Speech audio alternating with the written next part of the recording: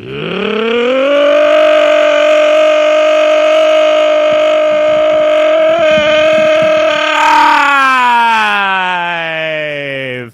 on a cloudy, soon-to-be rainy Tuesday morning in Northeast Ohio. Welcome, everybody, into the bullpen. I'm Adam the Bull. He's Dustin Fox. And a lot to get to on this Tuesday morning. The fallout from Myles Garrett, the Brendan Sorsby situation. The Knicks finally lose a game in the playoffs. And the Guardians lose to the Yankees in a heartbreaker last night in Cleveland. We'll get to it all. Dustin, how you doing, man? What's going on? I'm doing very well. Good morning. Good morning. Good morning. Good morning. A lot to talk about today.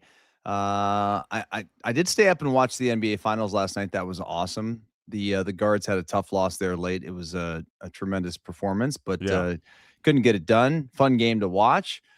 How you doing, partner? I'm good. It was a crazy night because I had a baseball game to coach, and then I come home and I'm catching up on the Guardians, and we're getting everything going all at once. But it was a fun night, except that the Guardians lost. That made it less fun. But right. until the Guardians lost, especially because they had the lead. Well, they were down early, then they had the lead late, and they let it get away. But anyway, let's begin in the NFL though, where I just saw this actually right before we went on the air, and this is crazy. I saw a clip from our old radio station, and it's just a quote that I just happened to see on Twitter as I was tweeting out the fact that we were starting the show. And it said, this is a quote from Scott Petrak, who was on with Andy Baskin and Dan Menigan yesterday. Okay. Scott Petrak said, for this trade, the Myles Garrett trade, to be a success for the Browns, Jared Verse has to be a top 4 defensive end in the league. He needs to be a multiple-time All-Pro. And no offense to Scott, to me is a horrible take. But yeah, I mean, it's that is asking a lot of Jared Verse. I mean, if the Browns didn't get Jared Verse in this, they would have gotten a first-round pick. Yeah. Right? And, which they would have then drafted a player, most likely a defensive lineman, you would assume. Yeah. And, like, anytime you draft a player, do you have the expectation that player is going to be a top 4 in the league? Like, no. I don't know. That to me is. I mean, if you draft a guy in the top 5, you do, but not with a late first-round pick. I guess I'm just thinking about it like, I think that Jared Verse already is a really good player. Yeah, he's already a top, and 12 or 15. If he just continues being what he is, it's a win. Well, now, see, to me, it's not Jared Verse, because Jared Verse is going to be good. How good is he? He's not going to, how good he ends up being is almost irrelevant unless he somehow ends up being as good as Myles Garrett, which I'll say is almost no chance of happening. I give it a 1% chance because Myles Garrett is the greatest, as good as football players we've ever seen. Yes. This is not about Jared Verse. So I think, again, no offense, Scott's a nice guy, but I think he's lost here because this is about what they do with those other picks and does it ultimately lead to a quarterback. If this trade does not lead to – this trade's a win if, A, in combination with Jared Verse, the other players turn out to be good, and instead of having one Myles Garrett, who's going to be better than any play you get most likely, that you turn at least 2 of the picks along with Jared Verse into 3 very good players, or it leads you to getting a quarterback. If the trade, even if Jared Verse goes backwards and he's just pretty good, but the trade leads to you getting a good to great quarterback eventually, the trade's a massive win for the Browns. So it's more about what happens with the other picks than Jared Verse, because Jared Verse is already good. Again, I just don't understand that. I don't know. That to me was bizarre. I mean, listen, he's allowed to have his opinion. Sure. I just think it's a rather lofty expectation. Yeah, it's not realistic and to me not even appropriate. But yeah, as you say, to each his own. The other part of this is, Myles Garrett's now Mr. LA. He's doing this. He's doing that. Does it bother you at all that like he's at all their camps now when he never came to them in Cleveland? Any bothered by that, or you don't care? I mean, I don't care. Yeah. I don't care. He's on a new team, Right. and obviously he wants to probably, make himself familiar with his teammates and all that stuff. So, I mean, you spent 9 years in Cleveland.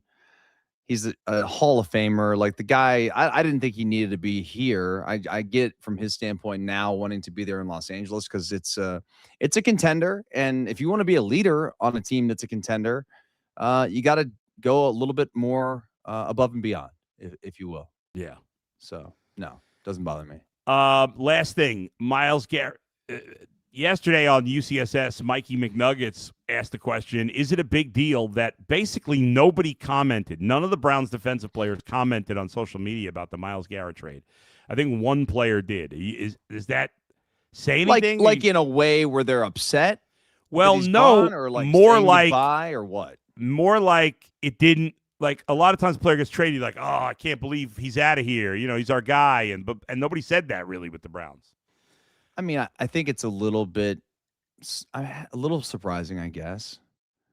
Don't you think? Nobody was emotional? Yeah. I mean, it was I don't want to overreact to it, but it was a little surprising that outside, I think, Alex Wright, nobody else was. And Carson Schlesinger was asked about it at the golf event, and he just commented. I don't know. It's just the strange reaction to losing your best player. I wonder if he had the best relationship with his teammates. Yeah, I mean, I think, or maybe Myles is a little odd, and odd doesn't mean bad. It just means he was a phenomenal talent, or is a phenomenal talent. He didn't die. Yeah, you know what I mean. And I don't know. I don't know that he was that outgoing, like in his personal life, in terms of being like Joe Thomas, for example. Everybody loves Joe Thomas. He's the most, no matter how much money he made, no matter how big a star Joe Thomas is. Yeah. And maybe it's the position that he plays. I don't know. Yeah. But Joe Thomas was beloved by everybody. Was Myles Garrett? I don't know. I don't know that he was. I don't know that it matters, to be honest with you. Yeah. I mean, listen, he kind of marched to the beat of his own drummer. Yeah. Agreed. Was he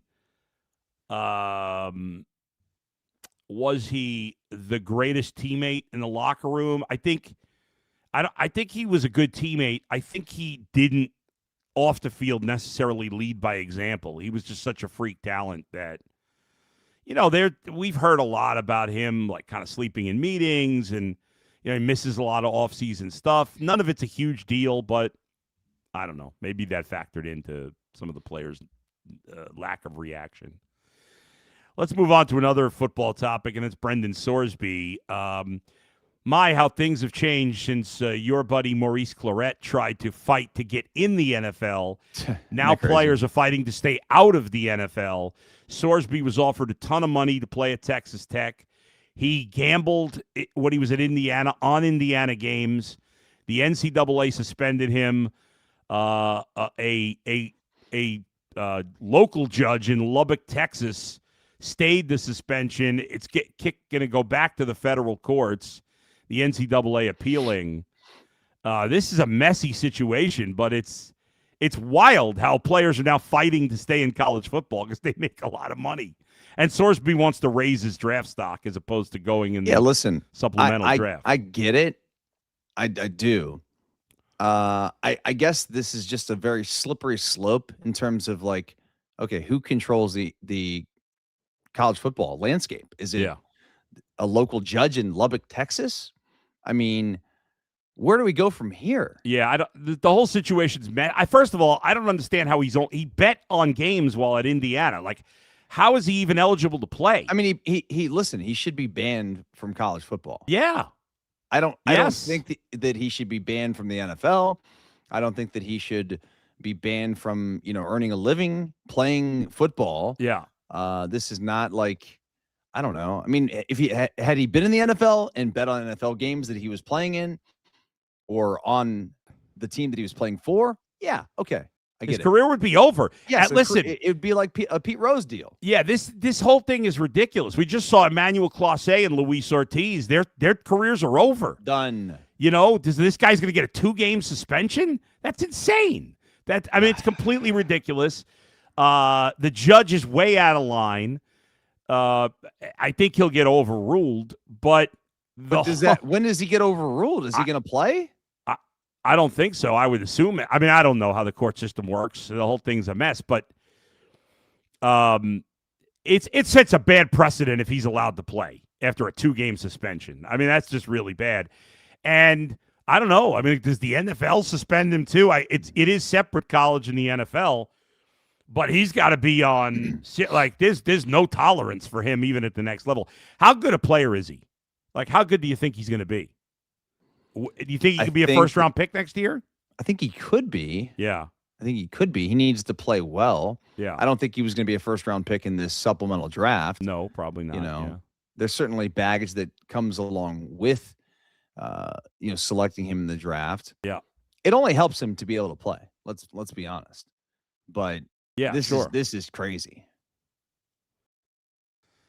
The fact that a local judge. Yeah. And let's just call it what it is. Come on. Lubbock, Texas, dude. Everybody knows everybody.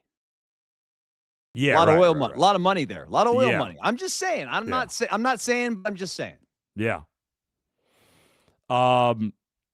So, all right, let's move on to baseball. The Sorsby thing is probably not going to involve the Browns in the long run. Guardians lose to the Yankees 7-5 in New York. Guards have now dropped 4 of 5 and 6 of their last 9. Pitching the last couple of games has been not great. It was a weird game last night. Gavin Williams, in his last 2 starts, he's been the ace, but he hasn't pitched great against the Yankees. But the interesting thing is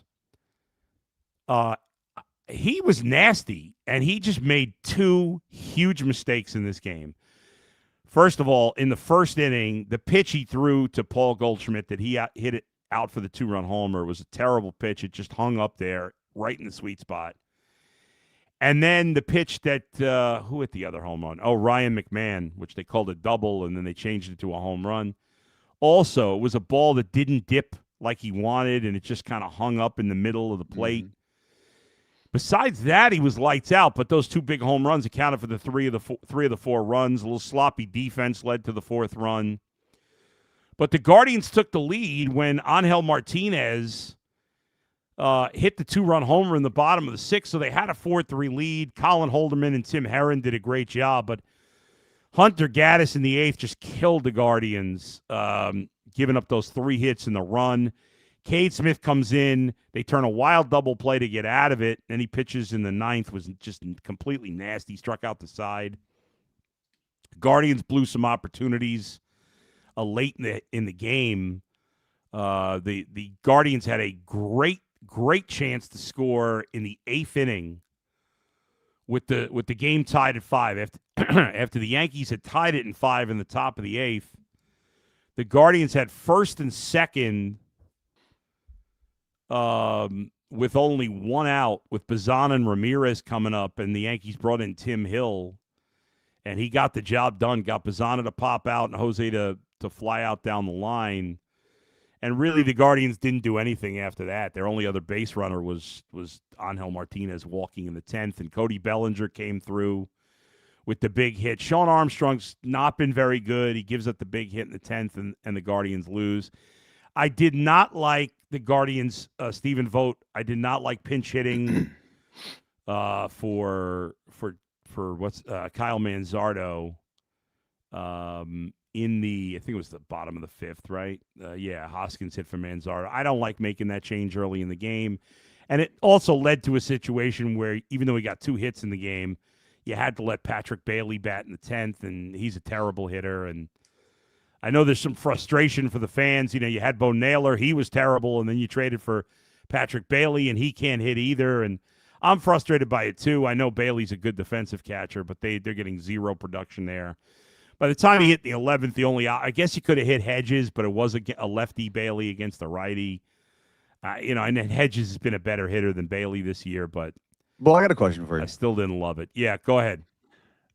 Do these games against the Yankees, like in New York and now here in Cleveland, does it convince you maybe that the Guardians sort of belong in the conversation with the American League's elites, or do you still feel like maybe we're like an impact bat away? N- well, I no, I mean, listen, they've lost 6 of 9 overall, but against the Yankees, I they're know the 2 and Yankees 2. they didn't have Stanton, they didn't have Yeah, I'm not even Judge. worried about Stan because Stan's not that good at this point. But Judge, but I mean, he's got power, but obviously they haven't had Judge, and Gavin Williams hasn't pitched great against them without Judge. So it's disappointing. And the Guardians aren't playing overall; they're not playing great baseball outside of those first 2 games against the Yankees. In the series in the Bronx. But yeah, I 100% believe the Guardians are right there with these other teams. I mean, they're what in the standings? They're like 2.5 games back of the Yankees and the Rays. I do want to see them get another bat. I mostly want to see them get another starting pitcher and another bullpen arm. But the Yankees need things too. The Yankees need another bat. The Yankees need probably 2 arms in the pen, in my opinion. So the teams are flawed. The Rays have flaws. The White Sox are right there. They're only a game and a half out, but I'm not worried about the White Sox. The Guardians are going to win this division. The question is, how much are they going to win it by? They have a negative run differential as opposed to the Yankees, who are plus 98. That's a significant difference. And the Guardians, has been some inconsistency with the bullpen and the lineup, and they need to clean that up and the rotation, frankly. But you could say the same thing about every team in the American League. So to answer your question, the league is completely wide open, in my opinion. Yep. I think anybody that makes the playoffs in the American League, Mariners are now playing better. Texas is playing a little better. They just took 2 out of 3 from the Guardians. I think anybody that gets in the playoffs has a chance to win. I think the Yankees are going to be the favorite because they're the Yankees, and they do have a pretty good team, but they're not outstanding by any means, especially without Aaron Judge. And so I think the playoffs will be wide open. But I do think the Guardians need to be all in, trying to win, especially with a lockout likely to happen next year. We might not even have a season next year. Certainly it's going to be shortened. I'll be shocked if that's not the case. I don't know when they'll be back. The Tigers stink this year. And the Royals aren't any good. The Twins have fallen apart, which I said would happen. The White Sox have hung in there, and I think they'll hover around 500 all season. But ultimately, the Guardians should win this division, and so they've got to reinforce it. They want to get you want to get a bye, force the other teams to play, and to do that, they do need some additions. But yes, I think even as is, they are right there competing with the best of the American League, and they will. I've been surprised. I mean, honestly, I've been surprised with the way that they played. Did not think that the bats would come to life as they have, and certainly the pitching's been great. Are they taxing the bullpen too much, though? A little bit. I didn't love Cade Smith coming in the 8th inning. It worked out. He got out of it quickly with that double play, but I didn't love it. Guardians now 14 and 15 against teams over 500. But that's actually not bad. The teams in the American League with better records against over 500 teams, the Rangers are 19 and 14. And the Rays are 13 and 10, and then the Mariners are 14 and 14. So the 14 and 15 doesn't sound good, and it's not great, but it's actually the 4th best record in the American League against teams over 500. The Yankees are 5 and 10 against teams over 500, even with that win yesterday. They have played, I believe, the least amount of games against teams over 500 in the American League, maybe in all of baseball. Yankees played the least amount of games, teams over 500, and they're 5 and 10. So that's why I'm not fully believing in the Yankees. And I don't like their bullpen. So we'll see how it goes. All right, let's wrap it up with the Knicks and the Spurs. Obviously, things were already crazy in New York, and then Trump was at the game, so that makes it even crazier with security and just all the emotion from everybody that goes around for that. And all the celebrities and everybody. It's just nuts there. In the end, the Spurs pull it out. Thank God. Played great. Wemby was great. 115, 111. Spurs got off to the great start. Knicks were fantastic in the second quarter and had the lead at halftime by, I want to say 7. It was a 1-point game going into the fourth quarter. Could have gone either way. It's pretty amazing that the road team has won all 3 games in this series so far, but 115, 111 the final. Listen. Spurs are winning the series. You think so? I do. I mean, honestly, analytically, the Spurs should be up 3-0. No, listen, the Spurs blew a massive lead in game 1. Yeah. Game 2, they had the lead with 3 minutes to go in the game at home. Yeah. Blow it. And then they win game 3 on the road. So like if this thing goes 2-2, I'm going to be like really confident the Spurs are going to come back and win. I hate to be like rooting against the Knicks, but I am. I like Wemby. I love this. I mean, I'll probably hate the Spurs if they become like a dynasty, but right now I really enjoying the way that they play. I'm enjoying all of their role players, how they have responded. I like their coach a lot. Think he's got a lot of passion. He's young. He's a guy that the players respond to. I don't know. I don't like Mike Brown. Mike Brown's a good coach. I think he's a really good coach. Yeah. I just don't like him. Oh, Didn't win in Cleveland. That's true. Game 4 is Wednesday night, so quick turnaround to game 4, only 1 day off. I like that. And I'll say I don't think this is the boldest statement, but I'll say the winner of this game wins the series. Yeah. I mean, honestly, I think that this thing could be done in 6 if the Spurs win this game 4. I picked the Knicks in 6, and most people pick the Spurs. If the Knicks win tonight, I think they'll win in 6 because I think the Spurs will win game 5, and then the Knicks will win game 6. But who the hell knows? We're all guessing here. The Knicks are a 2.5-point favorite in game 4. Karl-Anthony Towns had a bad game last night. He did not play well. Dude, I just need him to have 15 points. Oh, well. Sucker. Yeah, I mean, you look at it, Anunoby had a great game. He had 28, shot well. Jalen Brunson didn't shoot great, but still had 32, 5 and 5, but he did have 5 turnovers. But Karl-Anthony Towns was 4 of 10 from the field, 11 points. And Wemby had a big game. They didn't, and Josh Hart had 16, 9, and that guy just fills the stat sheet every game. He's a hell of a player, man. Yeah. Like he's not a star, but he's like close. I mean, he's a really damn good role player and does everything for that team. Yeah. You know who's really annoying? Shamit. Yeah. He that was his first bad game in a while. Shamit, Cat, and Bridges did very little, and that's ultimately why they lost. Because those guys who have been really good, have combined for just 16 points in this game. I know. So anyway, that's why the Knicks lost. So that's where we're at, with the Knicks still leading the series. But obviously, my cousin, and obviously I have a lot of friends and family who are Knicks fans, and my cousin, who's just a diehard Knicks fan, he's a couple of years older than me. We were talking yesterday, and he's like, "Man, I know we're up 2-0, but we got to win game 3." I bet Knicks fans are panicking right now. Sure. And if they lose tomorrow in game 4, it is going to be a full-blown, they could pretend all they want, they're confident. If they lose game 4, it'll be a full-blown panic attack in New York. But they see it. Knicks by 2, 8:30 tomorrow, 216.5 the over-under.